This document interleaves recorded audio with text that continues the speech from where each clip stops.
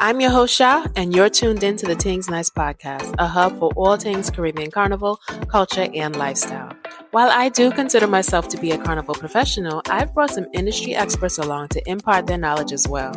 Whether you're a newbie or a long-time carnival veteran, you're guaranteed to step away with new knowledge. Let me talk to Tingz. Hi! Hi! How are you? I'm okay. I'm trying to make it through the day. How you doing? I'm good. It's been very relaxing. It's been, those memes are they're really accurate when they say between Christmas and New Year's, you don't know what day it is. I don't know what day it is. I'm like, is it Tuesday? Is it Wednesday? Is it Friday? No clue. Listen, doing makeup, and I'm not the big makeup person. I don't know how you guys do it. Who you guys? I feel like you're always dressed up. Your face is always done up. So, Fun fact, I put this on because I'm like, I know she's going to come on here stunting, so let me get my life. You're hilarious. Hilarious. Well, now we know how Teisha looks in real life. Ready? Yes, ma'am. Okay. Let me put my hands. What do I do with myself? Thank you for joining me. How's it going? It's fine now that my mic is on. Oh. All right. So first things first, if you can introduce yourself to our audience, let them know your name, countries you're representing, and what you do in the carnival industry. Okay. All right. So, hey guys, thanks for having me. My name is Teisha, also known as Carnival B.A.E on Instagram and different platforms. I am Canadian born. My mom is from Jamaica. My dad is from Barbados. I love both islands. I think it's the best of both worlds. In terms of the carnival industry, I kind of do a bit of everything. I've been calling myself kind of like a carnival hub. Just because I educate about, carnival. I give tips about carnival or the soca scene. I'm an affiliate for a lot of different local Caribbean brands. I do model coaching, right? So there's a lot of things, all the things, but they're all centered around carnival because I love it more than anything, hence the name Carnival B.A.E before all else. I don't think anybody knows, not anybody, I don't think many people pay attention to the last part. I'm like, oh, it means something. That's why they're in all caps, But That's definitely where it started. Yeah, that was the original thought behind it. And then someone said, hey, well, like, you're kind of like a Carnival B.A.E, like, you're like the girl. And I said, okay, well, it has two meanings, cute. But that was the original meaning. B.A.E is the acronym before all else. And I love mass. If you've ever seen me on the road, it's all smiles, tears, all the things. Definitely near and dear to my heart. So before we get into the questions, I always like to play this little game, this little this or that game. And I have prepared. So we'll go with what I usually go with, and then I'll come up with some more along the way. So this or that, groovy or power soca? Power soca. Why? I love the bass. I love the heavy instruments. I love the type of dancing that comes from it. It's really just a good vibe. It makes me think of Juve or Jab Jab. I am a big Juve girl. It's a very close second to Pretty Mass. But yeah, power soca. It just gets my energy up. It's a vibe. It's just a vibe, and I think again, Bajan side and the Jamaica side, it's very heavy in the bass. I'm used to the dance hall. As you know, Bajan soca, there's not much grooviness to Bajan soca. It's very... So I think that's where it came from. Listen, once I went to Barbados, I got hooked. I was like, there's nothing... The Trinis can get mad at me all they want, but it does not... It doesn't do it for me like a Bajan soca track, period. It doesn't compare, but it's crazy because sometimes I'm like, you guys have no chill. Zero. It's very vulgar. There's no subtlety. Like I think with Trini Soca, they have some there's some subtlety there, like the Isaac Hunt song, right? And we know what they're really saying or what they're alluding to, but there's zero subtleties in Beige and Soca. Like they just don't care. Well, nowadays, it used to be better back in the day. Like, they used to be more subtle, but I think that's just a time thing. Because even some of the trendy stuff, I'm just like, ooh, y'all getting out there. All right, number 2. Fishnets or like a sheer stocking? I'm a fishnet girl. I usually go the tight knit because it's still, from far away, it kind of still gives the illusion of a sheer or a full stocking. Why do I like, what? I've always found that I can't find a sheer stocking or a full stocking that fits me properly. I find that my thighs really, really get in the way, and I can't hike them up all the way. And I'm in between sizes, and so it's either too big or too small. But I've just never loved them. Yeah, you've never loved what? The full sheer stocking. The sheer, yeah, yeah. I think it's. I'm like, you've never loved the No, we love those from birth. Yeah, I've just never had a good experience with them. And I think by the time I hike them up, my nails are on. There's a whole... So I might as well go with the fishnets. And I think they just allow for a bit more freedom. I think I can shake a little bit more in the fishnets. That's fair. On the road, what do you usually gravitate to? Sneakers or boots? Boots. I love the look. I think it just adds a sleek appearance. I've done sneakers. It's nice, but I think it kind of takes away from the overall look of the costume. You have this gorgeous costume, and then it's just like, it like makes it look casual. And I don't think we look casual. We do up our makeup, we do up our hair, we do our nails, and then we just throw on some sneakers. Yeah, no, I love the boots. I've always, actually not always, but from 2018, I tried Carnival Kicks, and I loved their Sasha Fierce Wedge boots. It's comfortable. I was shocked. I was at Miami Carnival, and I think it was about 8 hours later. I was like, okay, my feet are kind of hurting now. But the fact that it wasn't happening within the first 1 or 2 hours was crazy to me, and it was so comfortable. So it's been my go-to ever since. Just had a question and I lost it. Oh my God. It'll come back somewhere. Oh, it's okay. We're just gonna go with those 3. So I want to know the origin story. Like, number 1, like, how old were you when you first started playing mass? We'll start there. Okay. So I started playing mass when I was 17. Playing here in Toronto. I played mass in Toronto for, I believe, 10 years before I actually went to an international carnival. But Caravana, Toronto Carnival is home. At first, I was like a lot of people, today that didn't really know why we were celebrating or why we were playing mass. My thought was, oh, these Americans are here and they're really cute. Let's go down to Yonge Street and find an American man. I had no business doing that at 17, but I looked like a grown woman.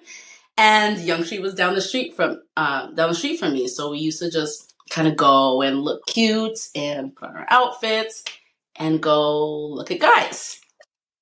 One year I decided to play mass with a couple of friends, and it was tons of fun. But again, still not really knowing the meaning behind it or why we were even celebrating.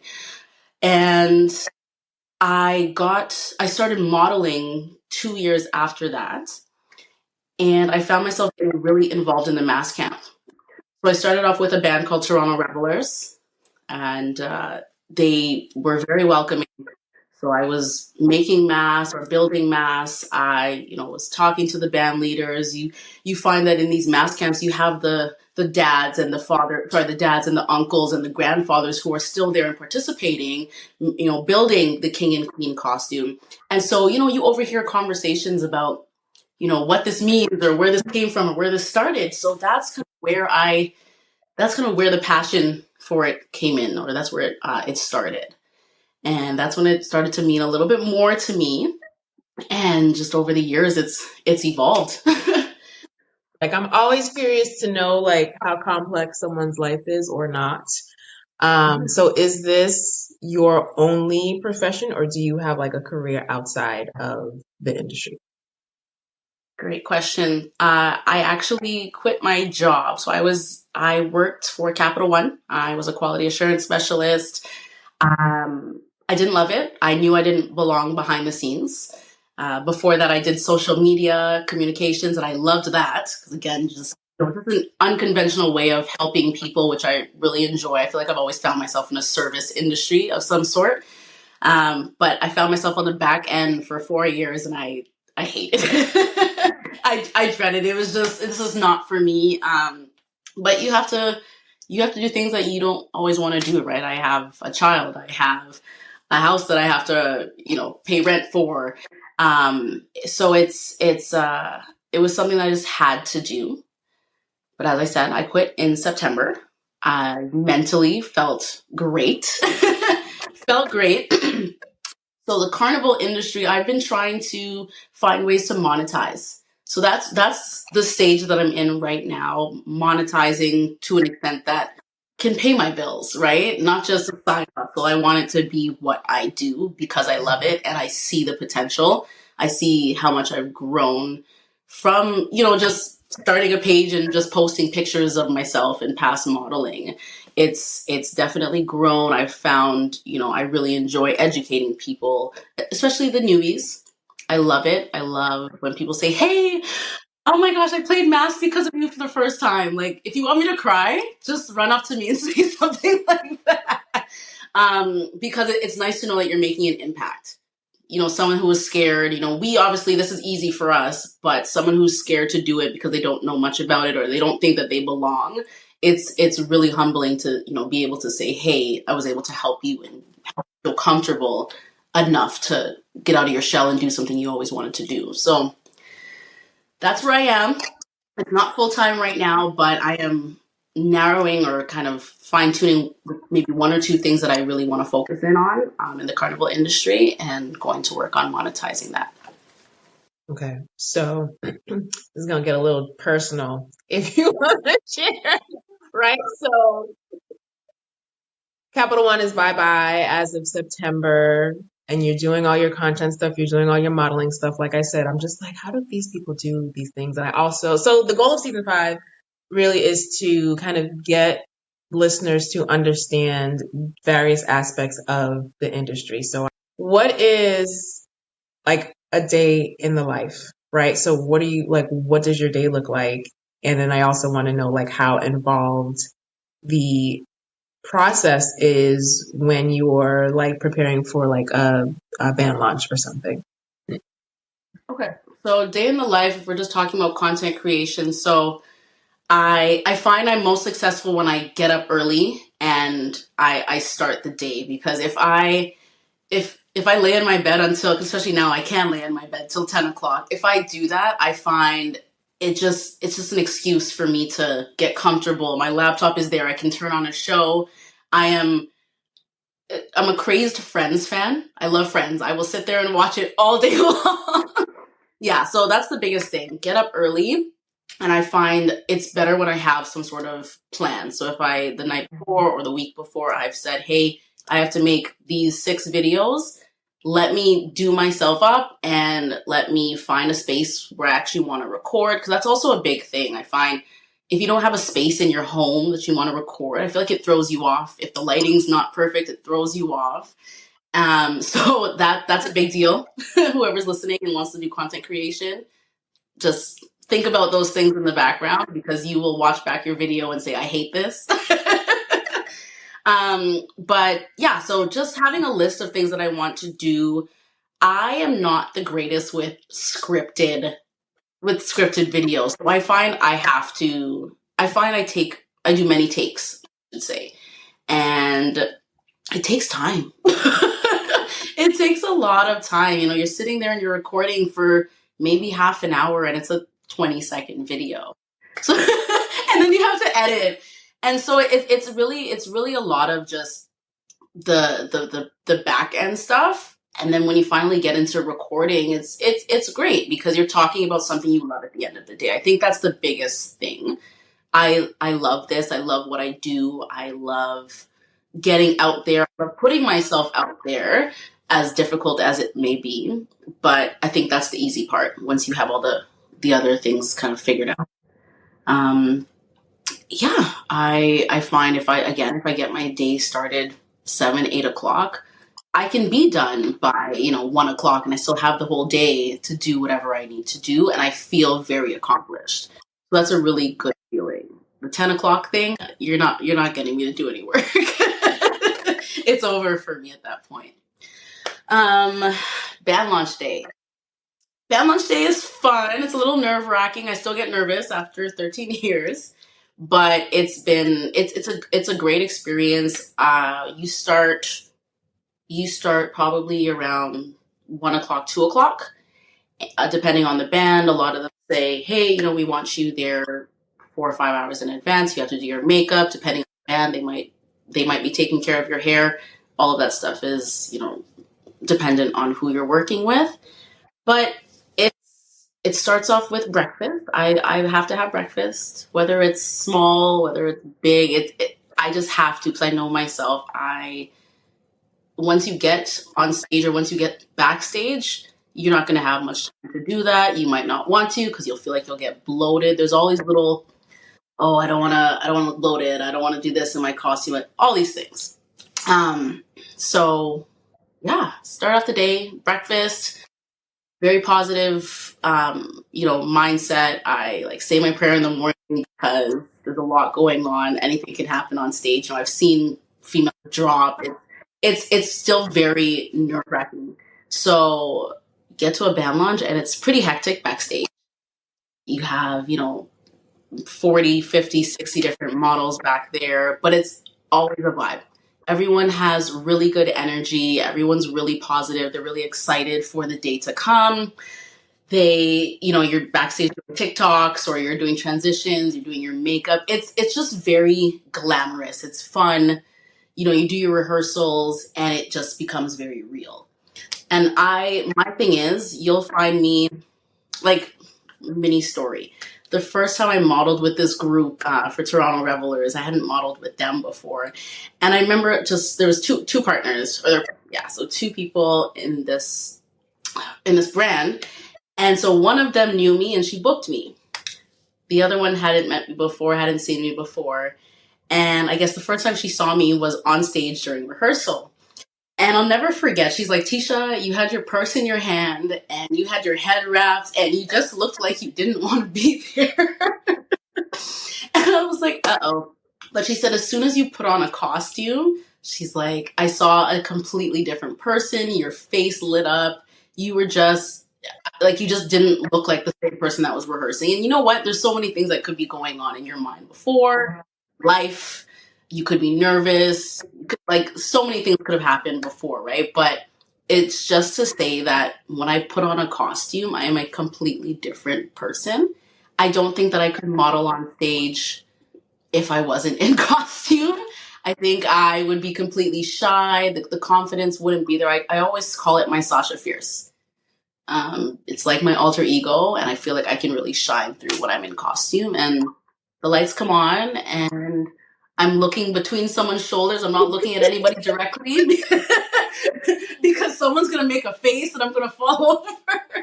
But it's a really special moment. The energy is crazy. All the people, they're very supportive. That's what I love. When the crowd is really engaged, because there's nothing worse than a silent crowd and you're pulling out all the stops and they are just with their phones here, the eyes, all the things. So definitely a really, really fun experience for me, at least. There's so much to comment on. Okay.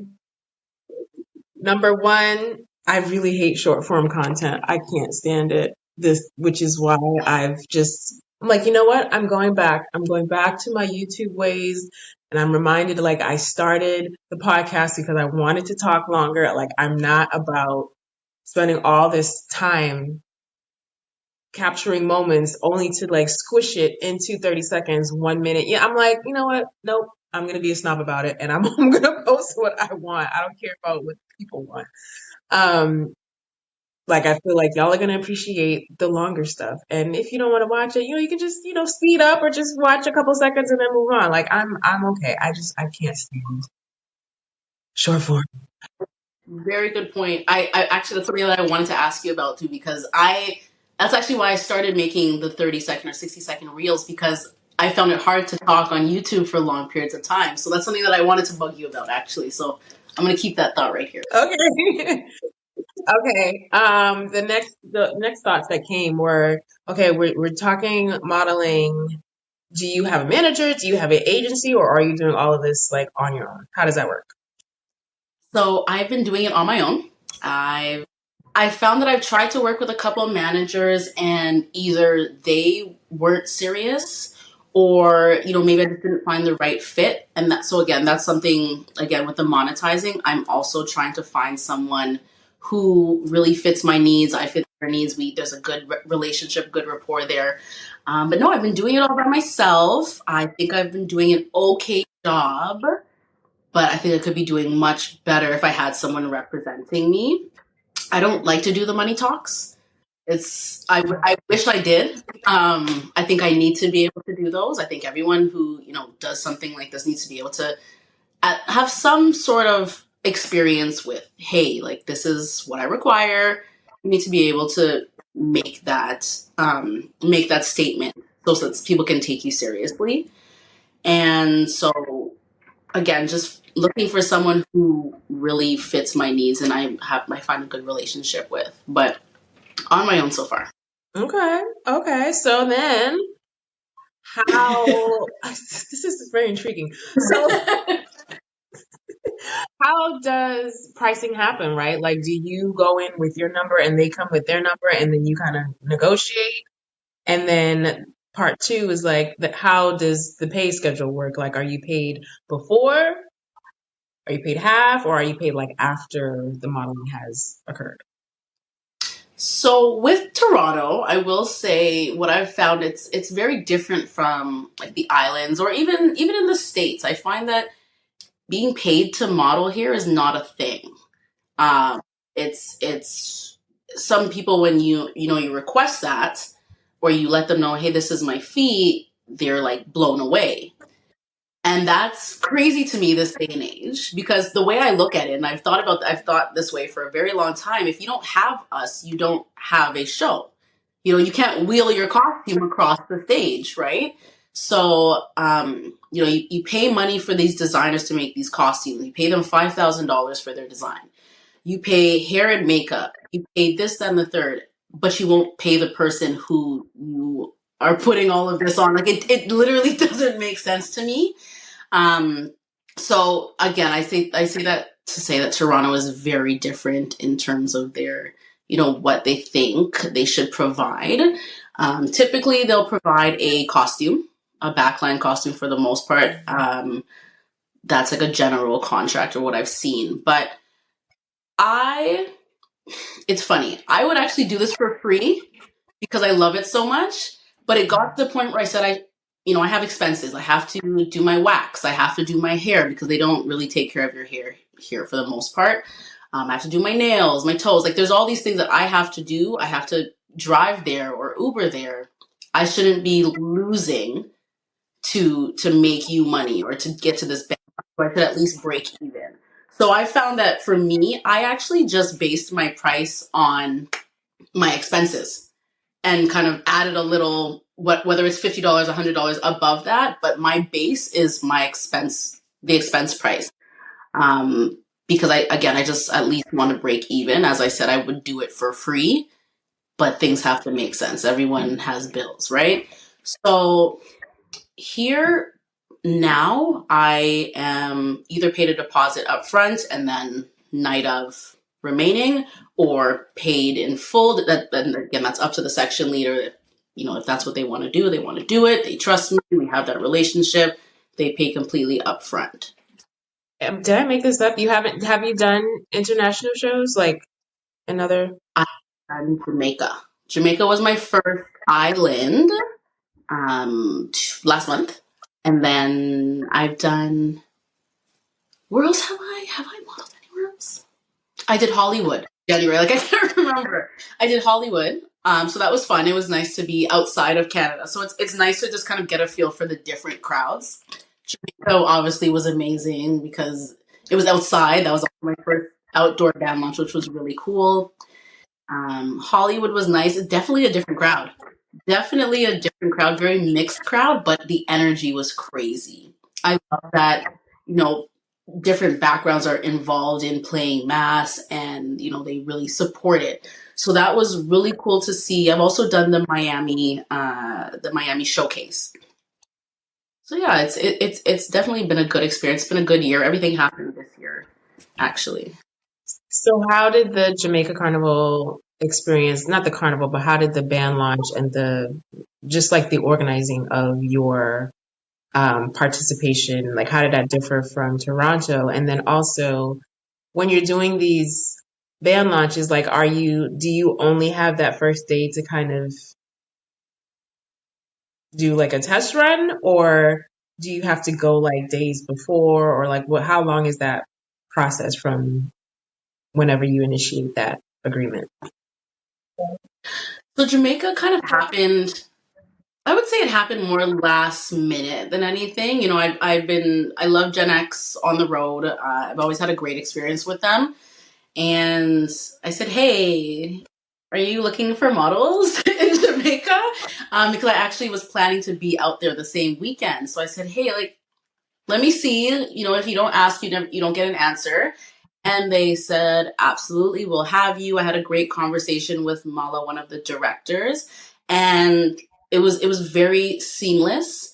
It was really nice. You know, they had all the models, the overseas models in like a big house, and it was nice because you got to also just speak to, like, see some of your favorite models. Like I was in a house with Asha Henry, you know, and it was so nice because you get to see people, like, their human side. Obviously, she does very well to speak to the camera and show her personality outside of Carnival, but it's nice to just see someone in their element, just at home, right? And it was nice to really have that positive female energy around a table.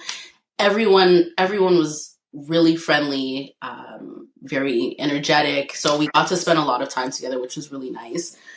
And for the band launch, so that night actually we came in and it was a torrential downpour.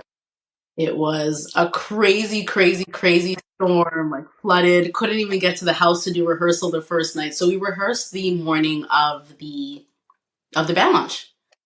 Yeah, so that it for someone brand new, that probably would have been really nerve-wracking.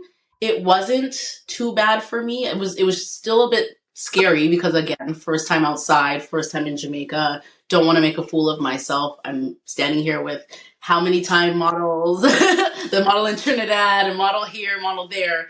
So I think that was where more where my nerves came in, because I felt like I was still the newbie out compared to these women. But the rehearsal went well. It was very seamless. They were very organized. They knew what they wanted. I think they had previous rehearsals with some of the locals, but it was very seamless, and they gave us the opportunity to kind of run through it as many times as we wanted. And then when we got to the venue, we rehearsed on stage, and I think it went pretty well. I don't know. You might have seen that we were barefoot. Yeah, I was commenting. I was like, "Oh, you can do barefoot," because I can't stand a high heel. Because I'm just like, I get it. Aesthetically, it does look better, but I'm just like, we're not gonna be. I mean, most of us are not gonna be out on the road like that. And when you are in heels modeling, it like there's probably like Chris, right? Chris is the only one, Chris Choreo, who be going in, right? No matter what she has on her foot. And I'm like, okay, I can see what the costume is gonna look like, right? But everybody wanna be all dainty and try not, and I get it, but I'm just like, can we just, I was so excited when I saw y'all with no shoes on. It's so funny. It's so funny how, like, it's so funny how that worked out, because we were supposed to be in heels, but it was literally half an hour before. They're like, no, the stage is so wet. We don't want you guys to fall. Like, that was the major concern. And you know what? We probably would have, because even barefoot, like I felt so limited. I don't know. I watched the Chris Corio video back and I said, how? Girl, how? Because I said, listen, what kind of grip do you have on the bottom of your foot? Because how did you manage to stay stationary on the stage? I said, hey, more power to you, because Lord knows I was going to do my dainty walk all the way up and down that stage because I was not falling. I wasn't doing it, especially in, like, you know, you have the big backpack on, right? I don't want to damage anyone's feathers. Like, all those things are going through my head. But yeah, half an hour before they said, guys, no shoes. And me in my head, I was like, damn it, I had my pose worked out, I had this worked out. But you know what? Just again, safety first, and it worked out so well because so many people, like you're saying, are saying we love that you guys were barefoot. Everybody is like, wait, you were barefoot? I've been waiting for someone to do that. So it worked out perfectly. So it was good, and all the girls were safe. So and guys. Oh, so did the financial piece work out differently for Jamaica? Were they like, did they expect to pay you, whereas Toronto's like, what? Okay. So for Jamaica, and again, I don't know if this varies with different models. So it was more of an affiliate, like an affiliate code. So basically, right now I have an affiliate code under all the costumes. People book with me or book under me, and I get a portion of that in return. Okay, that makes sense. I like that. So how does all of this work being a parent? Hmm So what's that? So I think right now it's been the perfect age, perfect timing, because she's in that high school phase, right? Daughter's 14, and she doesn't have much need for me, in the sense of, mom, I don't need you to take me here. I don't need this. I can sleep over at grandma's house. I can sleep over at my aunt's house, right? So that's really worked out in the sense of, me being able to go to these carnivals over a weekend. And I try my best to not do, week long or 2 week long trips. I will do like a Thursday to Tuesday maybe. And again, she's very busy. She keeps herself really occupied, which is great. Obviously we converse while I'm away. I'm like, hey, do you miss me? No, not yet. No. So I said, all right, well, you know what? I'll stay another week. But it's been really easy, I will say, just because of the timing. If she was a bit younger, this might not, go the way that I would have wanted it to, or I might not be able to fly out to these different carnivals, or, every other week or every other month. So it's been pretty easy. She really actually likes to tell people that her mom models in carnivals, or, plays mass in different carnivals. And so that's really nice to know. It feels very supportive. I've always asked her, hey, do you not want me to go? Are you sad when I leave? Because sometimes, I'm heading to the airport and I'm like, hey, can we say bye? Can we hug? She's like, this is not new. So I'm like, I don't know if that's a bad thing or a good thing. She's like, you don't have to be dramatic about it, mom. Like, you do this all the time. But, we have those conversations, and I said, hey, if it's too much, like, just please let me know, because I will stay. Right? There's no question about it. But she's like, no, I know it's work. I know you enjoy it. Do it. So I have a very supportive little girl. That's good. Is she a soca baby or a dancehall baby too, or? Oh. She has her moments. When she was younger, I definitely think she was more of a soca baby. I have videos of her dancing to Condense and all these different songs, and it's so cute. Now she looks at the video and she's like mortified. But here and there, you see them on TikTok, and they'll do their videos with their friends, and it's funny. I almost thank TikTok, because they're getting these kids to listen to some of the songs that we loved or we listened to. And so I hear her kind of dancing, or I see her kind of dancing to songs here and there, but she's not interested in playing mass. She actually likes to model costumes as well. So she modeled in Kitties a year ago or 2 years ago, and she really enjoyed it. But she said, no, I don't want to play mass on the road. Fine, just know that between 16 and 20, you're not playing mass with So you're gonna have to wait to play Big Mass if that's what you want. So I said, pick now or you wait for at least 4 or 5 years, because especially in Toronto, the scene is, I honestly think it's kind of dangerous. Um, again, especially in Toronto, I think that's probably been one of the worst experiences in terms of, I hate to say this, guys, it's my home, but in terms of security on the road, it's very limited. A rope doesn't protect you, right? We have, I think between Notting Hill and Toronto, it's close in terms of the amount of stormers that we have. People don't respect the parade. I think it's a lot to do with lack of education. So it's a bit scary for me. I will say that. So I said, unless we're going to be LeBron and Bronny and you're going to be beside me and we're playing math together, I don't think so. Yeah. So talking about preparation, what's the diet like? Right? What's the diet and exercise like? Is that a thing? Is it just, genetic graciousness? Like, It used to be. It used to be, because 2 years ago, I would say, hey, 2 weeks before Carnival, let me just cut. It is not the same. It's not the same. I think your body goes through changes. I think it has to do with a lot of like stress. Make sure you guys are sleeping. All of those things have an impact. And I know that I myself, again, maybe due to work, due to a past relationship stress, right? I think I was just dealing with a lot and I wasn't being good to my body.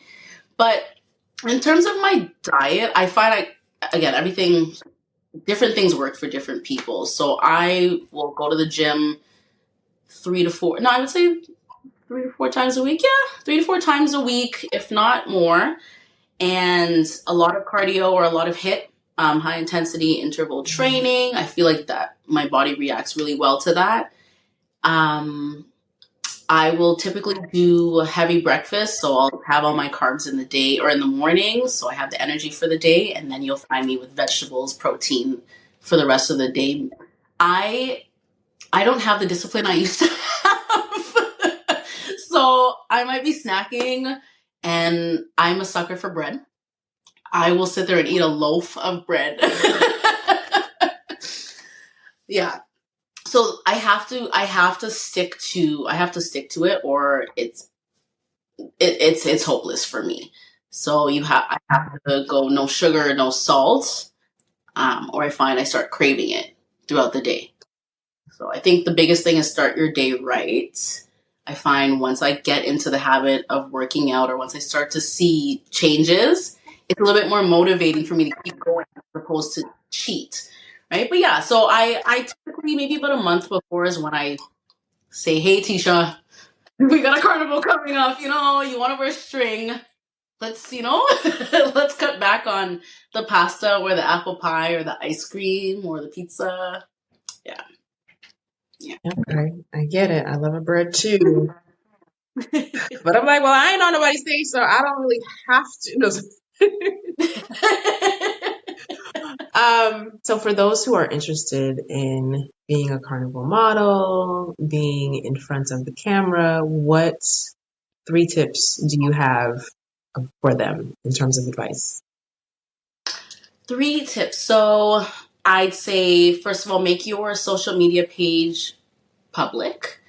And when you do that, because that's literally your audition, right off the bat, right? Because again, you might be reaching out to a band or a designer. They need to be able to see how you present yourself. When it comes to how your social media page looks, have natural beauty shots, or have you in swimwear or something where they can see your body shape. And I'm not saying you need to be a size 2, 4, 6. That's not at all what I am saying, because who is it? Rawl did he featured a plus size or a curvy model in the front line or the ultra front costume. And I fell in love with that, because you don't see that very often. And I loved that he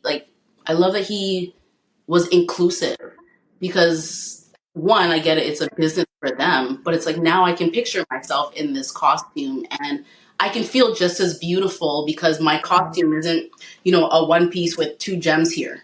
it was a fully gemmed out costume that, they look like they put effort into. So, um, when I say show your body type, I just want you to be able to, show your confidence in what you're wearing, because they want to be able to see that, hey, in a photo on stage, you can portray confidence.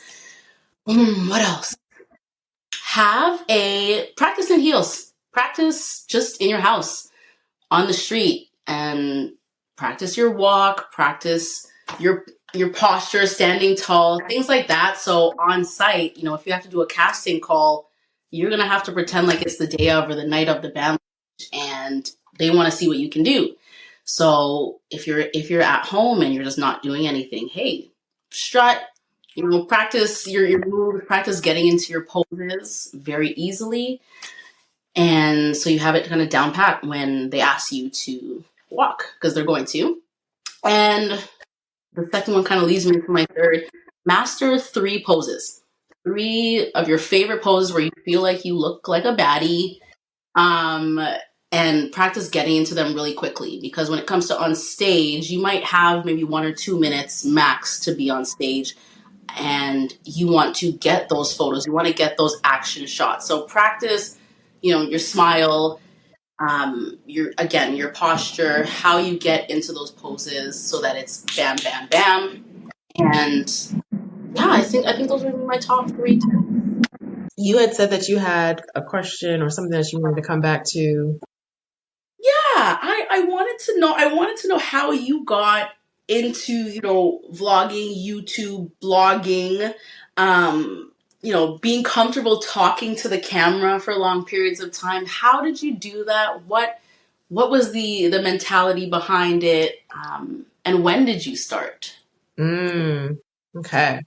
I blame that on only child syndrome. Um, I do have siblings on my father's side, but I grew up an only child. I'm the only child for my mom. So a lot of pretend play, I think, had to do with that as I was little. But 2010 was my first crop over. It was my first like go abroad, do your own thing, no parent, no parental guidance type of international trip with my best friends. And when I came back, people just kept asking me like, "Oh, how's the trip?" Blah blah blah blah, because no one was really, the people that I knew weren't really doing Carnival, right? And so my best friend went first. She went in 2009, and then she came back, gave all the information. And so I had always thought that Carnival participation was something that like was a troop, right? Like you just had this organization and y'all did dances, and it was like an enclosed thing that happened on each individual island. If I knew that anybody could just join a band, I would have been doing it for years, right? Because I've been seeing it. I was born in Boston, and so I always went to Boston Carnival like from a little girl. I went to Bahamas, and I saw like Junkanoo when I was growing up. I saw that too.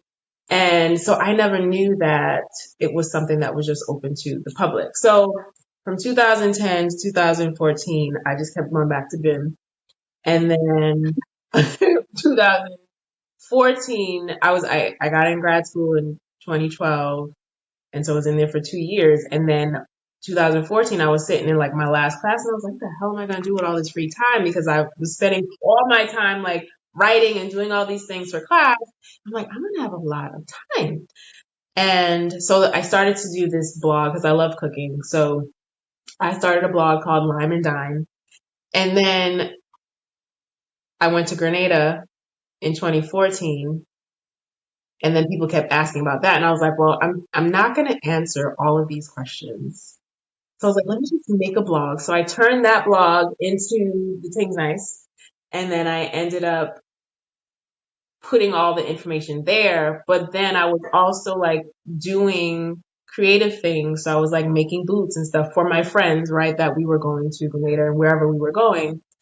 And then I ended up posting like pictures of it there. And then people started asking me to make those things. So it just started from this natural progression of, okay, well, let me just share the information while I'm making these things and while I'm traveling. So that's how it started. And then I got tired. I think I got tired a little bit of writing. And then YouTube was like becoming more popular. So I was like, maybe I should do YouTube. Um, the very first YouTube that I had was about Hollywood Carnival in 2015. That was a horrible, like if you go back and watch it, it was bad because I did not, the camera was on autofocus. And so it keeps zooming in and out and half of it is blurry. And I'm just like, I'm not taking it down. Um, I, I think it's still up there.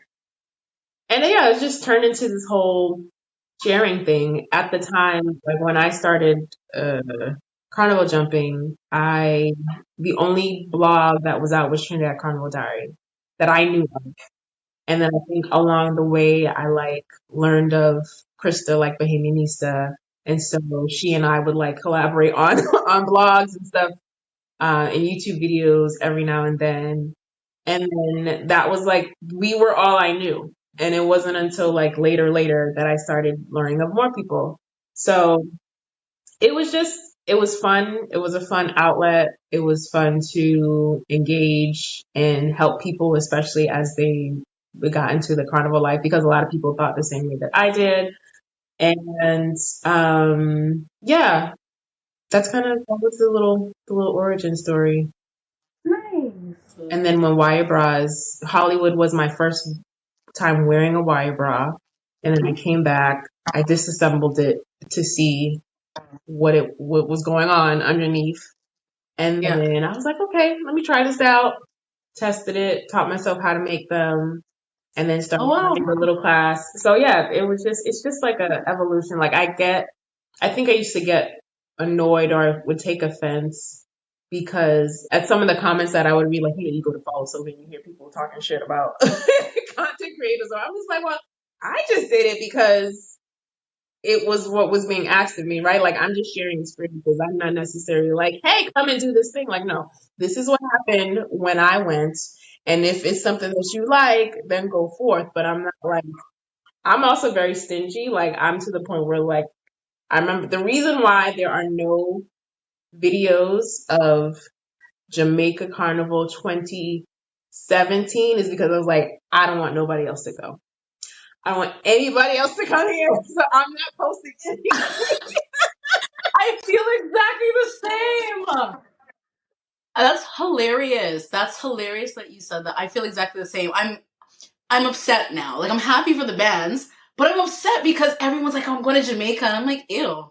Why are you? No, this is my exclusive carnival because it used to be so intimate, and now everyone and their mom is going, and I almost feel like they're not going to appreciate it the way they expect to because they think it's going to be like Trinidad.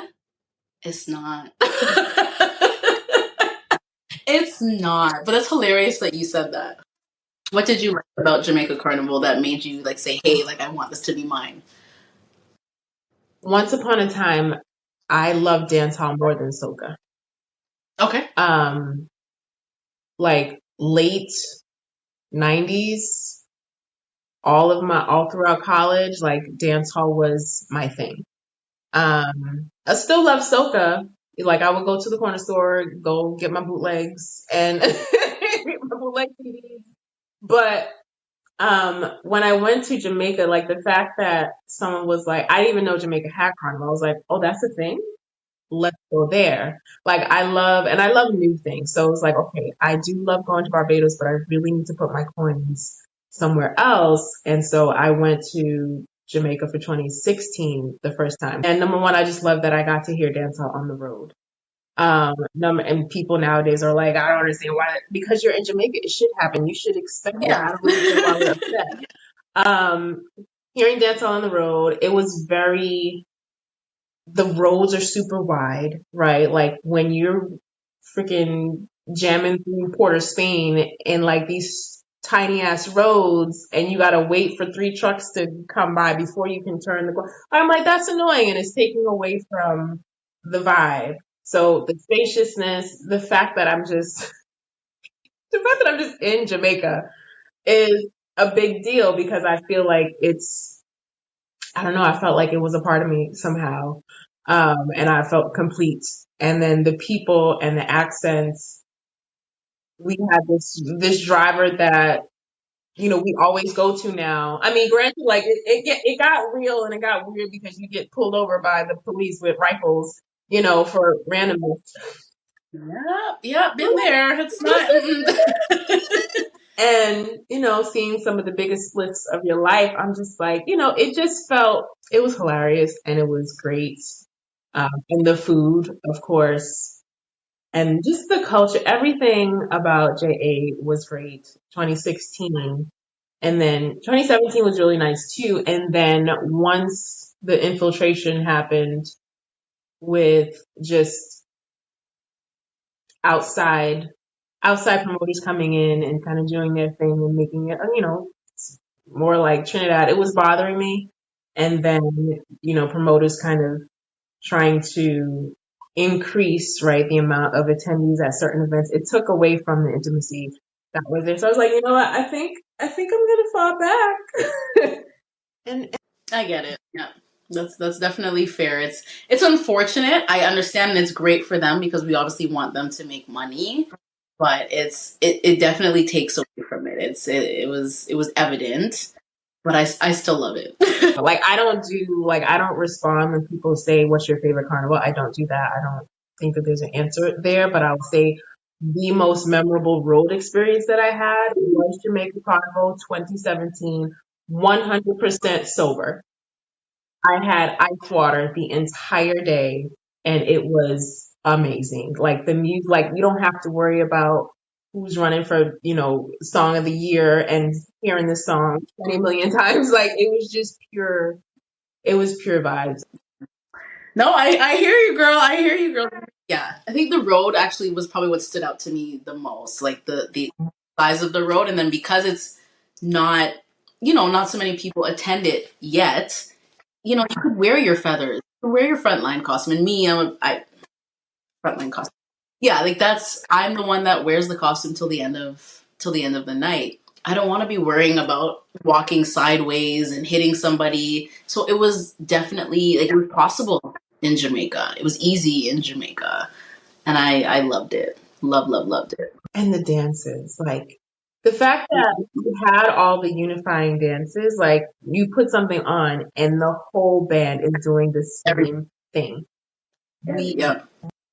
In 2016, there was this moment, and I was by myself because my friend was having like some situation, like her liner was like dripping in her eye or something, and she was just open up. And she left. I was like, I'm not leaving. Like, I will meet you back at the hotel. I was like, but I'm gonna stay here. And when I stayed there, like when I tell you the DJ played all the choreography songs back to back, like he played Gas, he played Tom Cruise. He played like we were going through like the heart of downtown. Like, downtown is like, where everybody is like, ooh, I don't know. But they stormed and I was like, I don't even care if y'all are storming right now because the way that it looked when everybody's doing the same thing. I didn't even put my camera out. I don't have documentation because I was like, I'm not missing the moment. It was like I can cry now. But it was just it was so dope. It was so great. Nice. 2016. I would have loved to go back then. Mm-hmm. I would have for Jamaica Carnival. But I've seen pictures and I'm like, this looks so fun. Like it looks like it was just so not chill, but it just looked like it was just carnival. Like it was. If you're there, it's because you love carnival. It's not because you're here to be an influencer or you're here to take pictures. No, like you were just there to vibe out, and that's what I would love to see. I would love to see that. Yeah, thank you. So before we leave, if you can just let everybody know where to find you, how to connect with you. Hopefully some bands are listening and they're like, hey, we heard you. Absolutely. So again, my name is Teisha. Carnival B.A.E on all social media platforms. So on Instagram, it's Carnival, Carnival B.A.E. TikTok, same thing, and soon to be YouTube. I think I made my page B.A.E.'s World because I don't want it to be strictly Carnival. Yeah. Like I want you to see that I'm a person outside of Carnival, and I think that will also help just reach different people, right? And that's what I want to do. I'm a person, I promise. I don't just post Carnival content. But definitely there's always things to work on. So I will be, like even when you post, like I look at stuff and I'm like, oh my gosh, okay. I really like what you're doing and it's very inspiring. So I'm trying to get there. You're gonna get the trying to get You got this. And I'm gonna go subscribe now because I didn't know that was it. But yeah. Aww. Okay. Thank you so much.